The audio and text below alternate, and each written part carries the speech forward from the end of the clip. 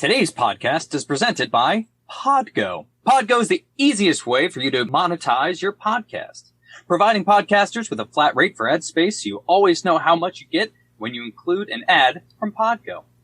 I recently joined as a member, and you can too. Apply today to become a member and immediately be connected with the advertisers that fit your audience. That's podgo.co at podgo.co. And please put unprofessional development in the "How did you hear about Podgo?" That will give us a little finder's fee. Thank you. Hello, unprofessionals. So as you know, now we're doing real commercials, not just the silly ones that we normally do.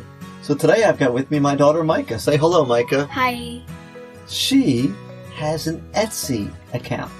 It's called what? Roo Makes Bracelets. Roo Makes Bracelets, okay? We'll put a link in the show notes for you for sure. So she makes some friendship bracelets. She even has one that is kind of an unprofessional bracelet where she's made the unpro letters in the bracelet. So if you need a bracelet, go to Roo's Bracelets. Anything else you want to say about your bracelets? No. Okay. But she's a little kid. She's 11 years old. She's entrepreneuring. You know, support her. And go to Roo's Bracelets. Click the link in the show notes. Thank you. Say goodbye, Micah. Bye. Unprofessionals, we need your help. Mealy and I keep trying to explain to the world how special we are, but they won't believe us. Here's what you can do. Check in the show notes for the link to the People's Podcast Awards. And please nominate us so the rest of the world can realize exactly how amazing we are. Enjoy!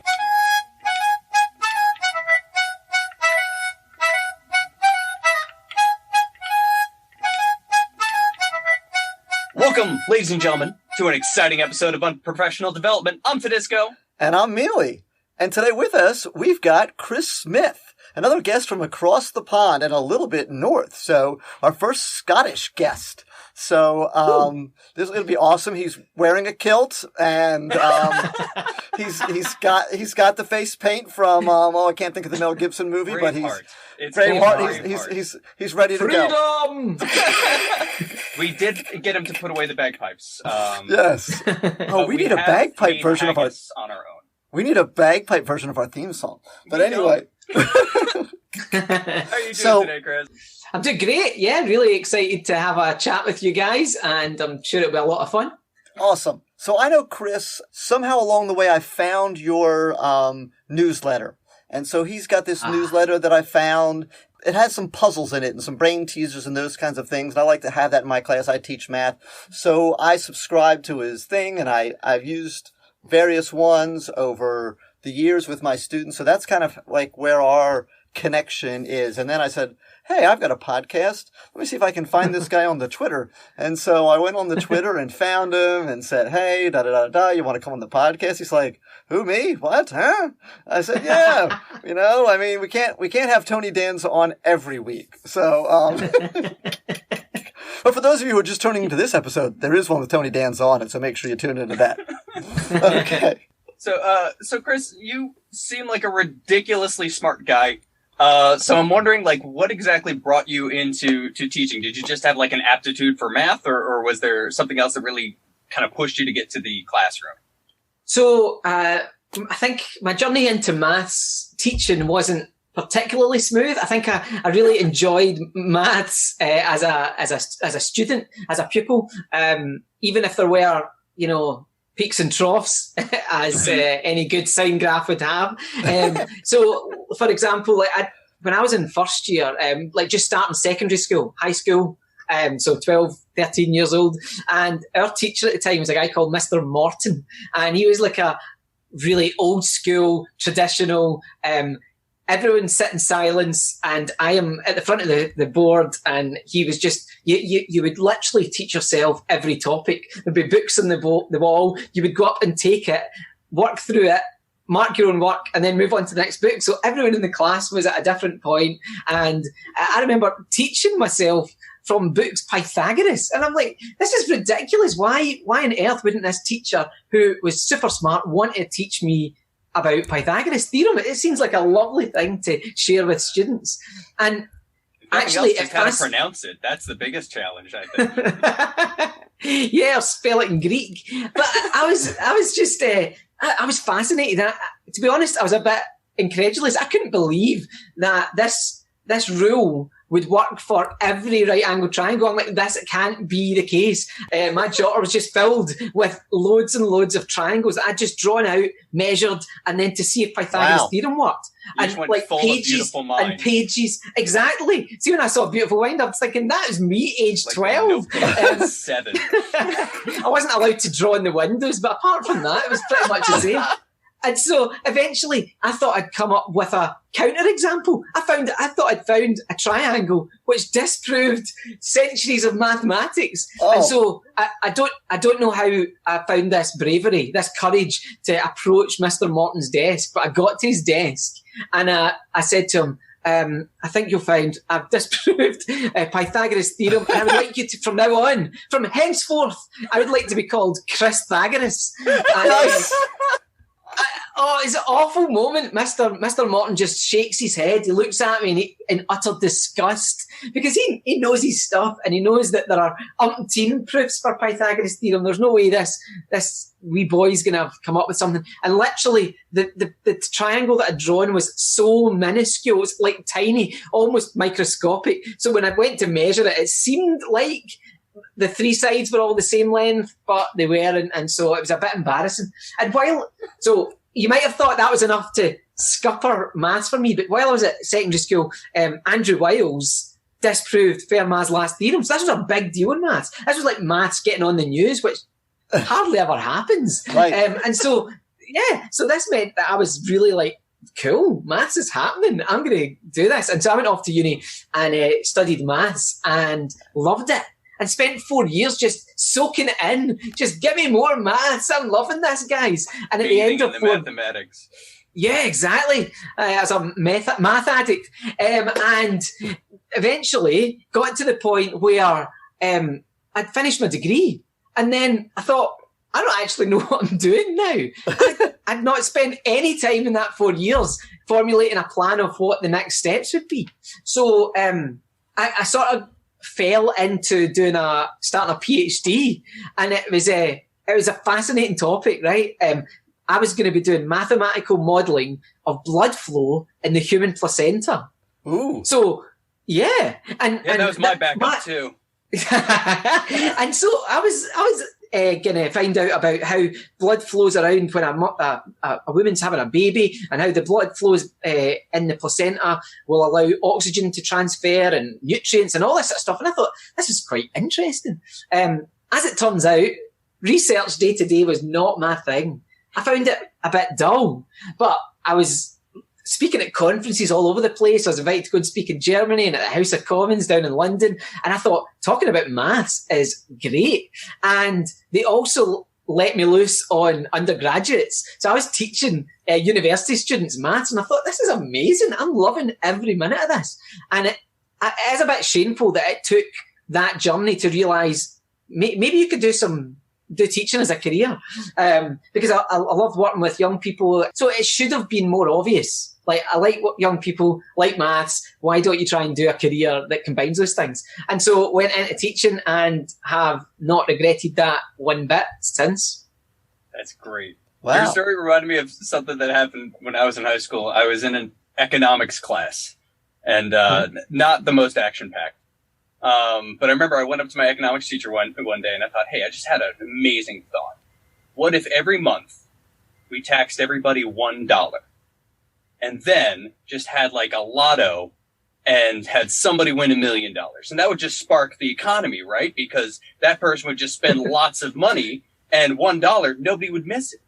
And I'll never forget, he looked right at me and he said, Tedisco, you're an idiot. Look. Nice. Yeah. He explained to me tax breaks. Yeah. Yes. There's not always as simple a problem as our young minds think there is. No. So here's what I want to know.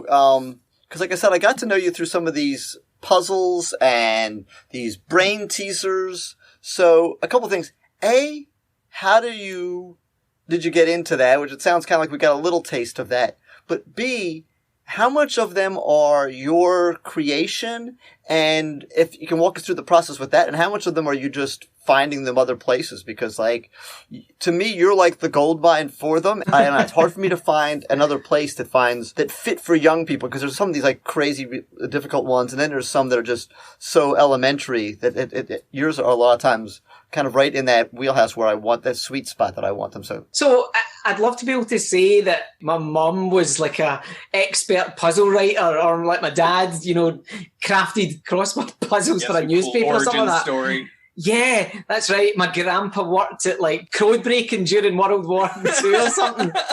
But there's not really that story. I do love puzzles. Like, I love them myself. Like, that's something that I would enjoy doing. But also, our family really love puzzles. We do escape rooms like all the time. We love going to escape rooms. Obviously not during lockdown, but usually doing escape rooms is like one of our favourite pastimes. And actually, we've created 3 portable escape rooms, like designed puzzles and boxes and locks, and we've taken them into classrooms, and we've had them used in at maths conferences and all over the place. So puzzles are something that just captivate me a wee bit, and I love the idea of the satisfaction that you get from doing puzzles is something that's really a bit of, maybe that is a bit of a drug, is it? And chasing that all the time. I've been trying some of Matt Parker's maths puzzles recently, and some of them are just so hard. Like you're saying about how do you find a sweet spot? And really though, Mark Parker's puzzles they're satisfying someone who has way more coding knowledge than I do, or who is way more advanced in maths. And so his puzzles will be great. Chris, I have no idea who that is. Right, okay. So Matt Parker is an Australian mathematician. He is stand-up maths, and he's massive on YouTube. He does loads of maths enrichment, won awards for his maths communication, all of that stuff. And so he's set up loads of things. I don't know how he does it either. But and the most recent thing is Matt Parker's maths puzzles. And I've been trying to do them, and I'm roping in my daughter to try and help me with them. And there was one last week, and it took me 4 days. And again, I was like Beautiful Mind all over again. Pages and pages and pages of scribbles until I finally got it. But my wife knew exactly the moment that I had got it, because I was like chucking the paper in the air and like, yes! Finally managed it. So I do get that fascination for puzzles. And in terms of my puzzles, okay, I'm glad that they hit the sweet spot for you. And I guess that must mean that we teach similar levels of kids, because a lot of the puzzles that I do, 1 or 2 are to keep people quiet for a bit, you know, to sort of push the academics who get the newsletter. Yeah. That I'm like, I don't have my doctorate. I can't do that. But no. But most of yours are most of yours can be done arithmetically, algebraically, or trigonometrically. You know what I mean? I think that's kind of where you are. Yeah. And some of them you can use numbers. And some of them you can use multiples. Like some of them, like literally an 8-year-old can struggle with it and figure out a way to do it. And a 13-year-old can go, oh, I have these tools in my math tool belt, and I can use systems of equations or some other type of thing, rather than what this other kid's going to do. Might end up doing a little more guess and check or process of elimination and things like that. Absolutely. And those are kind of my favourite problems that are interesting when you first hear about them, and that you could try and tackle without necessarily using the same methods as different people. So, and I've been doing, during the COVID-19, I've been putting out puzzles on YouTube, a new one every 2 days called Corona Conundrums. And the number of people who have been getting in touch saying, my 7-year-old is fascinated with this problem, or my 8-year-old has solved this problem.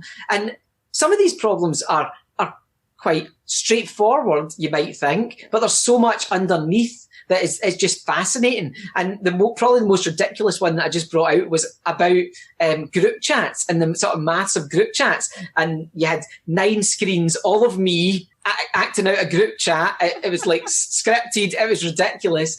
And the idea was, if you were able to shake hands with a box that touches yours, how many handshakes across this 3x3 9-person grid?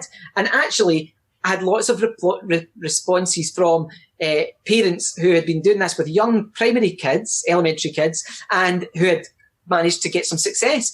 But other people who've managed to generate formula for those, who've got connections between other areas of maths.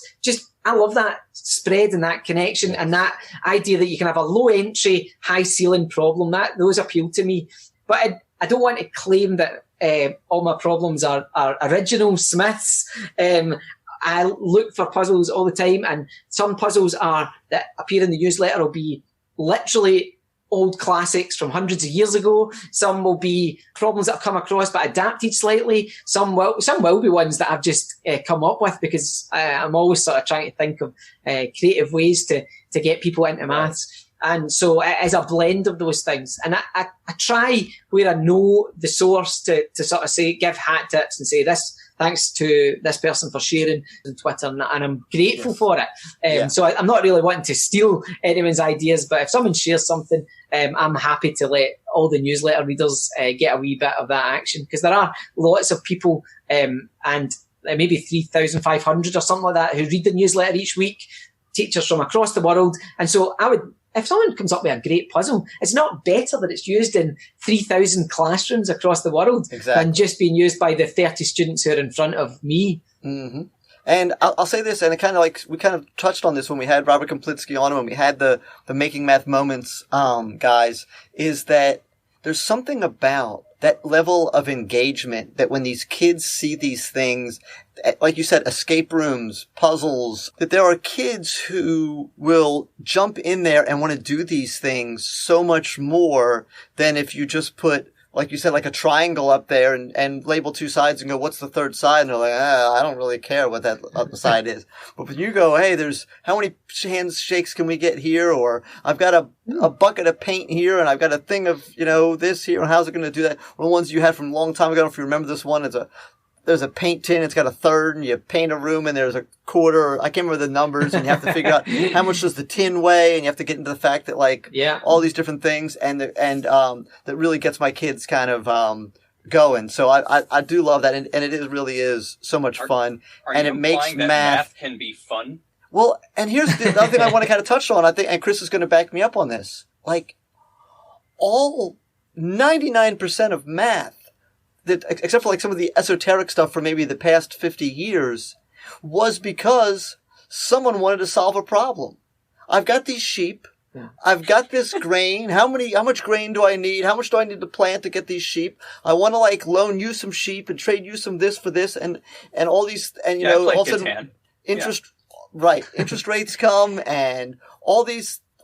Oh, I've got to throw this boulder over the castle wall to hit this guy. How do I get this catapult going? To launch these diseased cows. Right. I want to make this beer. How much time do I have to do this and whatever? All the types of things that we do. Are you implying math can be fun and important?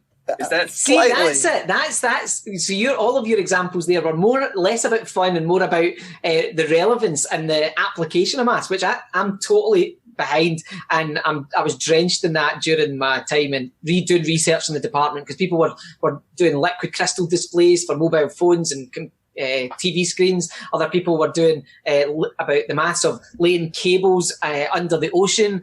So I get the relevance, and I think it's important to say that, but also just the joy of being able to do that. I mean, I sometimes get invited into nursery schools, and kids are 3 and 4, and they don't even know what the word maths means. But you ask them if they can count, and they can't wait to tell you how they can count. They want, you say, I only know a couple of shapes. Does anyone else here know some shapes? And they're like, me, triangles, squares. And, they want to spot patterns. They want to see numbers. They're interested in shapes. And so I think that's there early on, and we could keep that going by exciting people about maths. And there's obviously beauty in mathematics, and there's as well as relevance and as well as fun.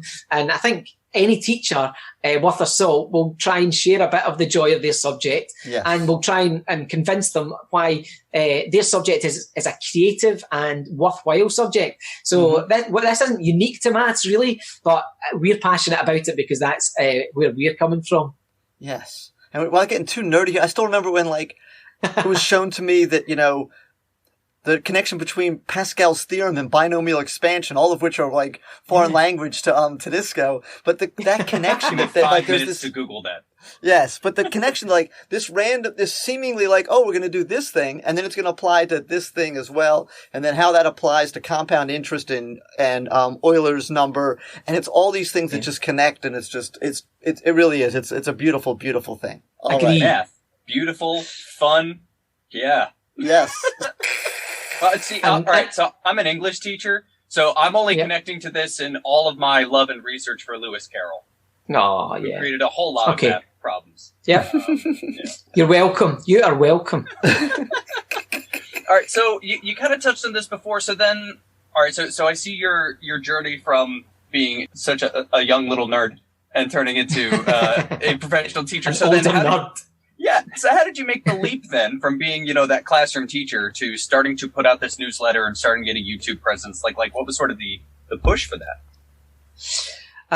If I'm being honest, the newsletter was born out of necessity to get a job. So when after you qualify here in Scotland, you get given 1 free year. You get a year placement in a school, and if that goes well, then you qualify, and then after that you apply for jobs elsewhere. So I started as a teacher in 2006. Wanted to be able to convince people that I was employable, and so I decided I would start this newsletter. It wasn't this global thing. It's a tiny, tiny, tiny thing. It's geared towards the 12 other maths teachers in our department. It's telling them about things that are happening. It's telling them about good lesson ideas, sharing within the 12 people. It's giving them puzzles to use. It told us the important stuff like the milk rota. So that's who's bringing in the milk for the fridge. And I can't believe that 13 years on, 3,500 people know that it's David on milk this week. Yes, I'm glued to who's going to be on the milk rota next week. That's forget the puzzles, boys and girls. If you're listening to this podcast, you don't like math, still get the newsletter to find out who's bringing the milk to the kids, because it's better than milk info. Right, it's so much better than my milk rota brings all the boys to the yard. Oh dear. So that's kind of how it started. But as people came in and out of the department, maybe visiting teachers, maybe people who'd heard good things about the school and wanted to come and visit to share practice, they maybe saw the newsletter and said, "Oh, could I get a copy of this electronically?" And so I was just sending this out by email to a few people, and more people started. It sort of snowballed out of control. And I was sending it, at one stage I was sending out to 2,000 people from my Gmail account every week. And, Gmail wouldn't let you send that much mail out. So I had to do it in stages. Otherwise it would shut down my account. And it was a disaster. And I'm really quite stubborn. My wife will testify to this.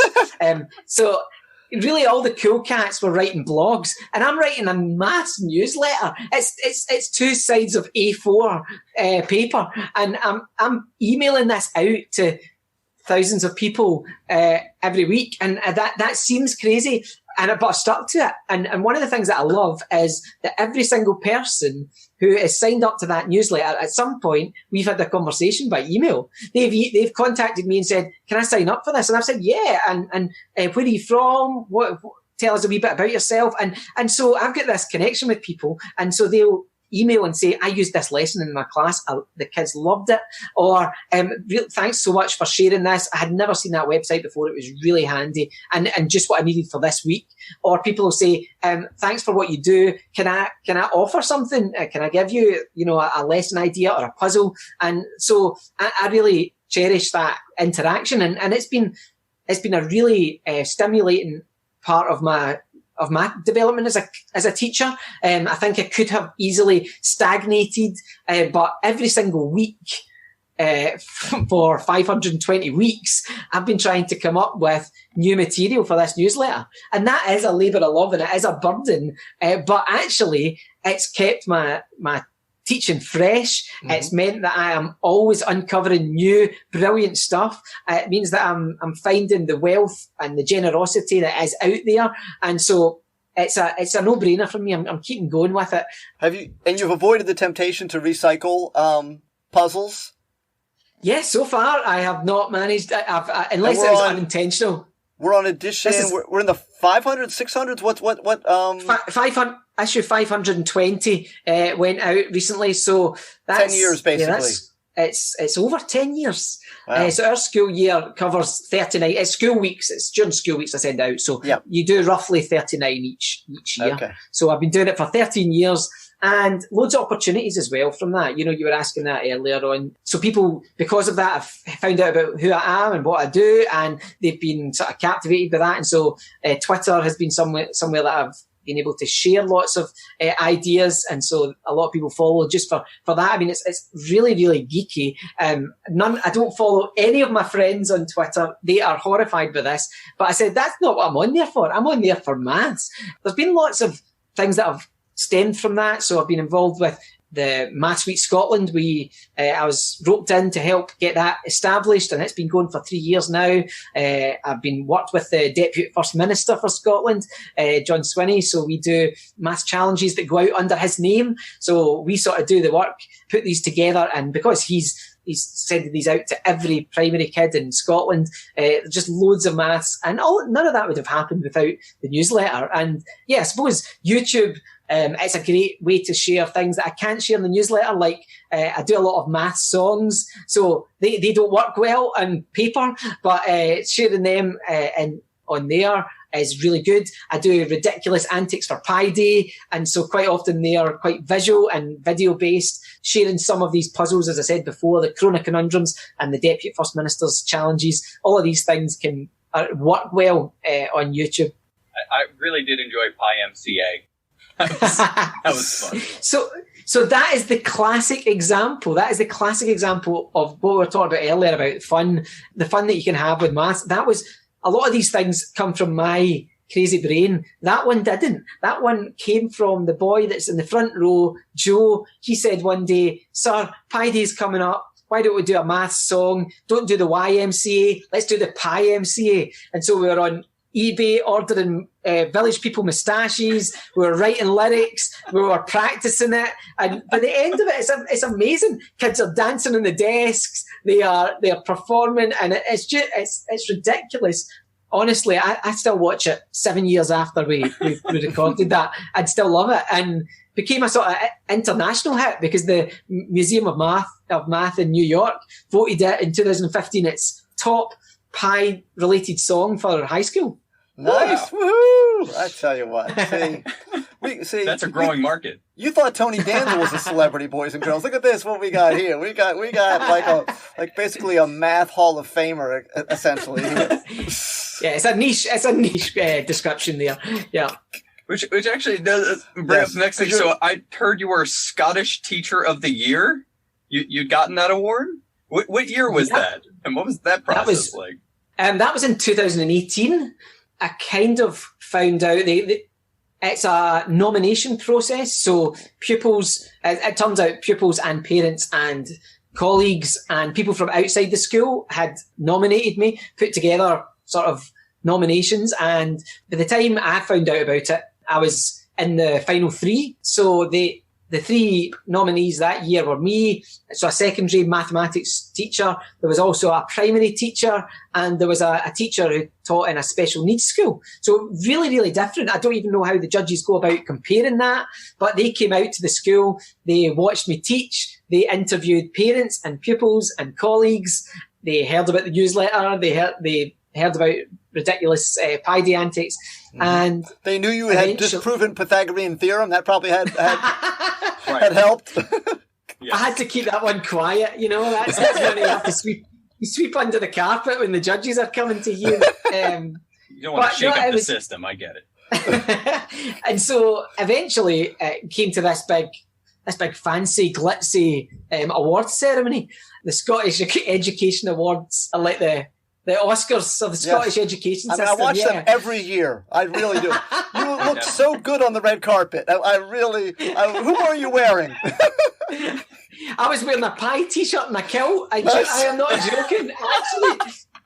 And I'd sort of come prepared for this thing, right? So they make the big announcement, Scottish Teacher of the Year is Chris Smith, and we're all like, whoa! So I dragged 4 of my pupils onto the stage with me, and the host, he's about to go to interview me, and I grabbed his microphone and I said, hi, I'd just like to share something as we start. And I had a big rolled up sheet of paper, enormous, and I took one end and the pupils hauled it to the other end of the stage. And on this piece of paper, I had a bar graph, and it was a bar graph of my success in the Scottish Teacher Awards over the years. So it was like 2007, no, nothing. 2008, nothing. 2009, nothing. And then it went all the way along to 2018. There was like a 1. So I had come prepared with that, which is probably pretty bad, because if I hadn't won, I'd had to take it home and then explain to my wife what this weird graph was. But that was just amazing. Really, really brilliant day. That's so much fun. That is so much fun. Oh, that's really cool. So we touched on it a little bit. You're on YouTube, but also in addition to the stuff you've done, you were on a TV show. You're on a couple TV shows. So we don't have this one in America. We should have it. And I'm going to guess you don't know who. Do you know who Triumph, the insult comic dog? No. Okay, so no, sorry. I don't know if they're tied together or not, but there's this dog who smokes a cigar and insults people. He's part of Conan's show. Yeah, Conan O'Brien, right, which okay. he's Irish, not Scottish, and I don't know how, But anyway, you were on a show that it looked like a lot of fun. It's called The Dog Ate My Homework. So how did they find you? Is that part of because you won the award, or is that unrelated to that? How does that happen? So this TV show, maybe talk about the other one, but this TV show, The Dog Ate My Homework, it was someone who knew me, a mutual friend, had said there's a show and that they are looking for teachers who are up for a bit of a laugh, and I thought you would be ideal. So this is a kids program. It is a sort of panel show, and they have various rounds. It's all light-hearted and ridiculous. And one of the rounds is called Pie the Supply, right? And during that round, 4 people are brought out. One of them is an actual teacher, and 3 of them are actors who are paid to pretend like they are teachers. So it was really interesting because the 4 of us were in the green room before it, and the actors didn't really know what was happening particularly. Their agents hadn't really filled them in. And so someone from the show said, so you today are going to be all going to be maths teachers. They were absolutely terrified. They had already come thinking they were going to pick their subject. One was wanting to be history, one was wanting to be Spanish, and they were told, no, you're going to be impersonating maths teachers. So I spent about 2 hours before we actually went on to the show, giving them a tutorial. They said, can you give us a crash course in fractions in case that comes up? Can you tell us a wee bit? And I was obviously loving that. But then, so those 3 actors, that must have been like their absolute nightmare. Like I've had that nightmare before. I just show up and they're like, by the way, you got to teach math in 30 minutes. So these teachers come out, me and these 3 teachers, these actors who are impersonating, and we are given an interrogation. We are grilled by the panel. We're asked questions. We've got to sort of make up our responses on the spot. And I felt sorry for them because a couple of times we were asked questions like, what are 8 sevens? And then there's like a dramatic pause. 8 sevens, 8 multiplied by 7. Like they're actually struggling to remember times tables. So, and then they were asking me, like, what's your favourite maths formula? And I didn't want to give the game away that I was at, otherwise I would have said Euler's formula or whatever. But I was like, area of a circle, and then I'm pretending that I don't remember it. Pi r squared.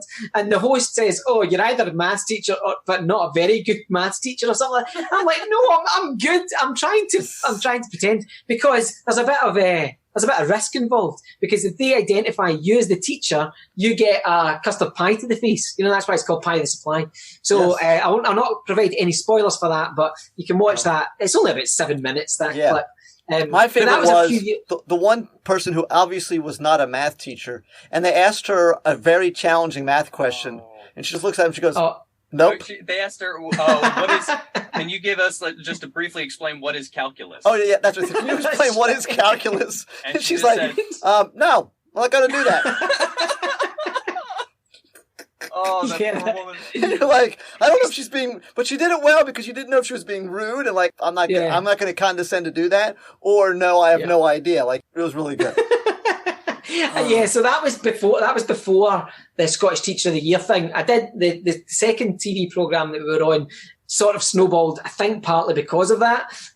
So this was a programme called Family Brain Games, and they had an application process with like 400 families from across the UK. This wasn't Scottish. And they asked if we would apply. And I said initially, I don't fancy it because I said, we're not great at general knowledge, quizzes, maybe not really our bag. And they said, oh, hold on. There's some maths. This is puzzles, problem solving. And I was like, oh, come on. This is us. Right, guys, let's do it. And Mrs. Smith was like, no way are we doing this. She was not up for it. And they gave us, we had to do an exam. We had to do like a Skype interview. We had to do this online assessment. And eventually we got through as one of the 8 finalists. And it was a brilliant experience. The puzzles were lovely. And this week's newsletter includes an adapted version of one of the puzzles. It was it was a sort of word ladder problem, but I've adapted it to make it a number ladder. And we were on this show and it was crazy. Like each show was like 12 hours long in terms of filming, and the cameras were on you the entire time, and there was a lot of pressure, and we had an absolute blast. There were times where we were awful, times where we triumphed against adversity, the total underdogs. And so we loved it. And that was an amazing experience for our 2 daughters to go through. And we still keep in touch with the families that we were up against. And it was brilliant. That's awesome. I tell you what, you are quite the celebrity. You're probably the most famous person in Scotland. Okay, you're the most. I mean, Sean Connery and you, basically, is from my understanding. Is that right? Well, you would say that you've heard of the Proclaimers. Oh yeah. Yes. Yeah. So you would say they're more 500 miles. Thank you. Yeah. There's math in that problem. Well, they add up 500 and 500. I have a math song about 500 miles, like a mathsy version of 500 miles. And because I was going to be performing that at a maths conference, I asked the Proclaimers if they would pose with a copy of the maths newsletter, and they did it. Nice. So I got a copy. Yes. So I've got the boys holding the maths newsletter. Wow. That's cool. That's really cool. So, boys and girls, I mean, I don't even know where we're going to go. Normally it's where we go to the funny stories. I mean, I feel like we've already had like 700 funny stories already. So but I don't think we've got to the bottom of the barrel yet. I think that Mr. Smith still has more funny stories in his repertoire. He's got as many funny stories, he says, as he does puzzles. So, take us from your list of adventures. You obviously just live a ridiculous sitcom life. Yes. Yes. Oh yeah. Non-stop. So what are some crazy things that's happened in Mr. Smith's classroom that maybe the kids did, or maybe Mr. Smith did? I don't know. Whatever happened. See, when you told me that I needed to have some like either funny stories or stories that you tell that at a party or whatever, I was like, this is easy. There are so many stories that I tell people, like about how, maybe even how my career could have like stopped in the first year, because I remember this happening, and I was teaching a lesson one day, and in came one of the deputy heads, and he opened the door, and there's a guy standing next to him, someone I didn't recognise, and they just looked at me, looked at each other, and then left, and I had no idea what this was about. And as it turns out, what had happened was this guy who'd arrived, his son was in my class, and he'd been into bother. And he had gone home and told his mum and dad that Mr. Smith had taken him by the neck and lifting him up above his head against the blackboard. Nice. And so, what? Yeah. Now, for Which, those for the who record, are, you did not do, I'm assuming. Well, no, I didn't. So, but the beauty of this story is not that ridiculous lie, but how it was dealt with so brilliantly by this deputy head, because he just simply brought this parent to my classroom. They looked in and they saw how short I am. Like I'm like 160 centimeters. Kid was taller than me. So the dad just looked at this and he's like, "Oh man, that my son is dead meat. He's for it when I get home." So actually, I sometimes think, I wish I was a bit taller. I'd give me more of a presence in the classroom. But actually, maybe my career would have just ended right there with that false accusation. Oh, wow. Yeah. And as well as doing the newsletter near the start, I used to try and do anything to make myself, worth employing. And I used to run the girls' soccer team, and they were quite successful. They got to like the final of the Scottish Cup one year. But there was one time that I remember, especially, we had taken our team across on the ferry to a wee Scottish island called Arran, and we were going to play the team from Arran High. And we got there, we met the other team, and they hadn't brought a football. So they had to drive all the way back to the school and then come back and get it. But that was fine. And then they said, "And are you okay to do the refereeing of this match?" And I was not prepared for this at all. And I was wearing my shirt. I was wearing my shirt and tie. This was back in the day when I used to wear a shirt and tie to school. And they said, "Well, can you do the refereeing? We don't have anyone else who can do it." And so I had to go through the absolute embarrassment of putting on the only kit that was available, which was the Arran Girls football strip. So I had to squeeze into a pair of shorts from this girls team, and I was running up and down this football pitch wearing the. It was awful. It was awful, guys. I don't know what was happening. I think they just assumed because we were from the main island that we would maybe be bringing everything. But they were the home team. Surely they should have had a ball and a referee lined up. You would think. Like, what did they do that every time they had a game? You know what I mean? I presume so. We never played them again. Thankfully, if we had, I would have had my own shorts ready. There was every year our kids ask, they have the wildest day in the school is this day where they do a fundraiser. It's called Children in Need. And the assembly hall is packed with maybe say 700 pupils. And they're absolutely hyper. They're dressed up, they're loud music, there's hardly any teachers, there's balloons falling from the ceiling, there's people getting legs waxed and gunged, and it's a riot. Gunged. Oh, is that not I don't know what gunged is, and the legs waxed also is like I'm a little. Who's getting their legs waxed? The teachers, the students. So teachers will be on the stage and they'll say, "Right, guys, we're trying to raise money for charity. The more money you put in, you can come and do one of the strips of the leg waxing of the teacher." Wow. Okay. Yeah. And now explain what gunged is. Oh, gunge, so I'd imagine it might be something that you'd make with your kids. It's like slime, oh, okay. And so they would, if you pay enough, a teacher will get covered in this gunge from head to foot, right? Nice. So my role every year, they always give me like this 10-minute slot, 10 minutes. And they always say, "Can you sing some math songs?" Right? So, and that it doesn't sound like the kind of thing that should work, and it doesn't always, right? So there was one year that I decided I was going to unveil my song "Use a Ruler." This is a take on Hallelujah, right? Use a ruler. There you go. Right? But it's all to do with proof by induction, which is quite a sophisticated technique. Yes. Right? Yeah, the kids love that. That's all they listen to is proof by induction. I see that all over TikTok and Instagram. Anyway, go ahead. So you guys are predicting where this story is going, but it's so much more. This is a topic that I thought it's going to alienate masses of the crowds. So what I'll do is I'll do a wee ditty at the start. I'll do a wee song based on a song that was really annoying, but everyone knew it, which was, I presume it was over in the States as well. Baby Shark. Yes. Oh yeah. Yes. Baby Shark. Right. Mm-hmm. Okay. So I thought it's dead easy for me just to make up some maths questions with the answer 222,222. So the idea would be Baby Shark 22222, Baby Shark 22222. Right. So this is I think I'm warming up with this. This will get the crowd going, and then even if Use a Ruler bombs, at least they'll remember the Baby Shark, right? Oh my goodness.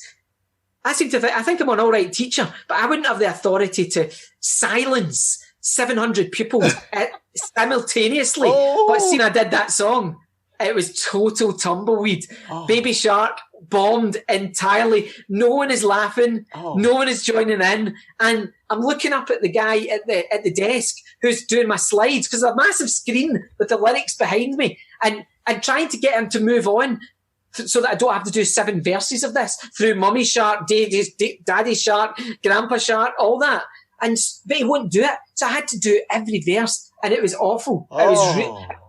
I was dying on stage, totally cringing. And this is me saying, and I'm currently thinking, this is my better song. I've still got another one to come. Oh. But thankfully, when I did use a ruler, they all were singing along. They had their iPhones out with, doing it as if it's like lighters. I was looking out on a sea of people who, for some reason, maybe it was the horror of Baby Shark that brought it around. But good stuff. That is good stuff. Wow. All right. Further proof that no matter how many years we teach, we have no idea what teenagers want. No. Exactly. That's what I've learned. Yeah. Yes. No matter, you think, oh, this is going to be great. Nope. Oh, this is kind of, whatever. Like, oh, let's do that, more of that. We love that. Yeah, it's hard to figure people, and especially teenagers, out. Yeah. Probably, here's the most recent funny story happened not long before lockdown.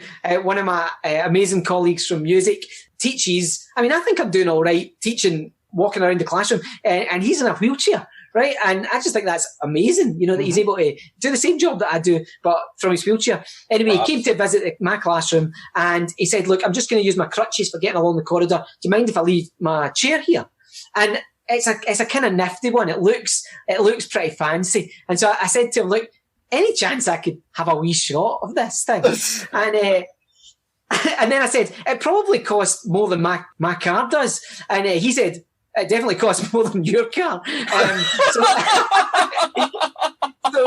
So anyway, he said, that's fine, on you go. So I gently lowered myself into this wheelchair, and he was looking in. Like an electric wheelchair, or is it like a manual push? No, it's manual push, but it's super light, and it's like designed for him, and it looks pretty cool. So I sat into this thing, and then he sort of told me how to move it. He said, you just lean forward and it'll start to roll itself. So this is pretty cool. And so he sees that I've managed that, and then he heads off to take his class. And it's only after he leaves that I realise he hasn't told me how to stop.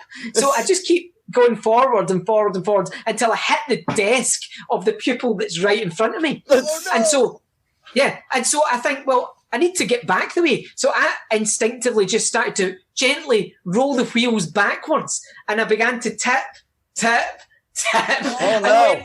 And couldn't stop myself. I ended up going, hitting my head off the wall, legs up in the air. My class were having an absolute riot. Oh, They thought this was absolutely hilarious. And one of the deputy head teachers was in the classroom next door. She came through to see and just find me like lying on the floor, thinking. And I think she just thought it was like another one of my lessons. Just this is the kind of thing that might just happen. He might have designed this, and so she just left again. Didn't help me up or anything. I think I'm pretty sure the order's supposed to go have a fall, then get in the wheelchair. I don't think it's supposed to go the other direction. That's right. Yeah. Well, Mr. Smith, Mr. Chris Smith, we love having you on here. This has been an absolute blast.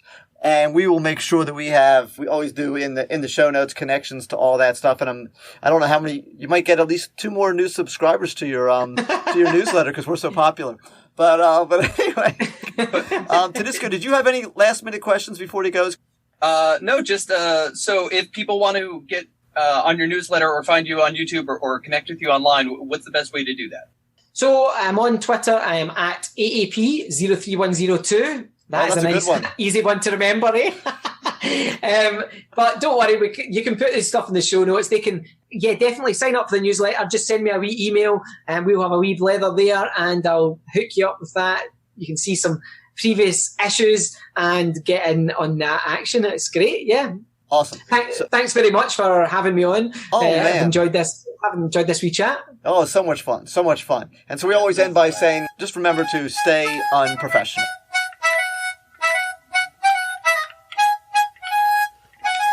Thanks for listening, Unprofessionals.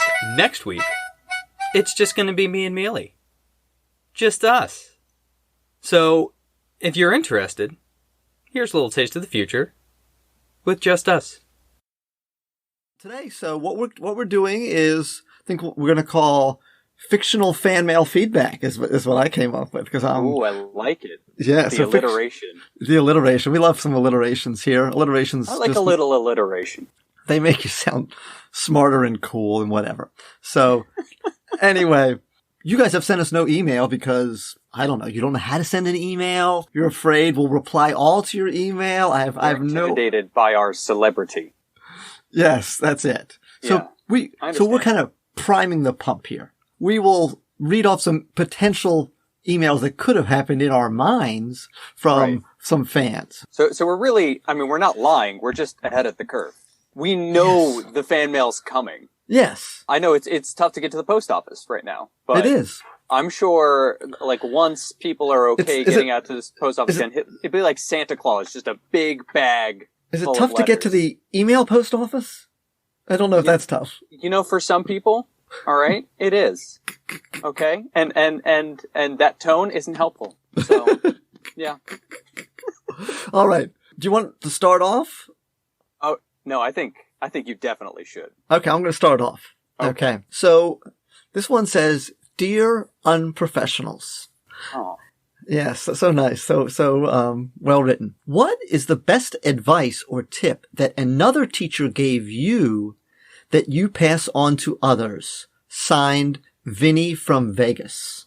Wow. Best advice I've ever gotten that I pass on to other teachers. I can tell you the worst advice I got. Oh, that's even better. Sure. My first year teaching, I had somebody who was trying to coach me. Mm-hmm. And the advice that they gave to me was, just don't be afraid to get mad and yell at the kids. Nice. I was forced to spit take. I'm Good. really there. Was this your assigned coach or just someone who...